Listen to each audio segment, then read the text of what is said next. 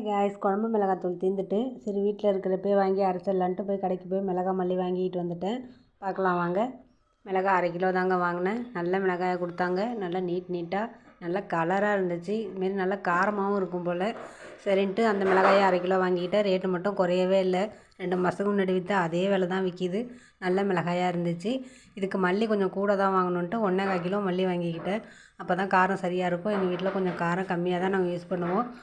மல்லியும் நல்ல தரமாக நயமான மல்லியாக இருந்துச்சு. ஒரு தூசி மட்டும் எதுவும் இல்லை, நல்லா இருந்துச்சு. சரி, நான் அதையும் வாங்கிக்கிட்டேன். அதுக்கு தகுந்த மாதிரிக்கே உள்ள ஜாமான் எல்லாத்தையும் வாங்கிக்கிட்டேன். மஞ்சள், கடலப்பருப்பு, துவரம்பருப்பு, சோம்பு, சீரகம், மிளகு எல்லாம் வாங்கிட்டேன். நல்லா எல்லாத்தையும் காய வச்சு பக்குவமாக எடுத்து வச்சுருந்தேன். மிளகா மல்லிக்கு எவ்வளோ தேவையான அளவு போடணுமோ அவ்வளோ அளவுக்கு தேவையான அளவுக்கு வாங்கி வச்சுருக்கேன். எல்லாத்தையும் நல்லா காய வச்சு எடுத்து வச்சுருக்கேன். வீட்டுக்காரங்க வந்தோடனே தான் அரைக்க கொடுத்துடணும். மில்லு கொஞ்சம் தூரமாக இருக்கிறதுனால நான் போக மாட்டேன். அவங்க வேலை விட்டு வந்து அவங்க தான் போய் அரைச்சிட்டு வருவாங்க. இப்போ வந்துட்டாங்க, போய் அரைச்சிட்டு வந்துட்டாங்க.